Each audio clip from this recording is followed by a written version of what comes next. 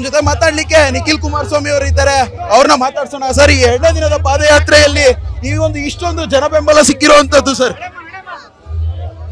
ರೈತರ ಪರವಾಗಿ ನಾಡಿನಾದ್ಯಂತ ರೈತರು ಬಂದಿದ್ದಾರೆ. ಬೈರಮಂಗಲ ಭಾಗದ ರೈತರ ಸಂಕಷ್ಟವನ್ನ ಪರಿಗಣಿಸಿ ರೈತರು ದೊಡ್ಡ ಸಂಖ್ಯೆಯಲ್ಲಿ ಬೆಂಬಲ ಸೂಚಿಸಿದ್ದಾರೆ. ಒಟ್ಟಾರೆಯಾಗಿ ರೈತರಿಗೆ ಜಯ ಸಿಗಬೇಕು. ಕಾನೂನಿನ ಹೋರಾಟಕ್ಕೂ ಕೂಡ ಈಗಾಗಲೇ ಜನತಾದಳ ಪಕ್ಷ ದೇವೇಗೌಡರ ಮಾರ್ಗದರ್ಶನದಲ್ಲಿ ರೈತರ ಜೊತೆ ನಿಂತಿದ್ದೇವೆ.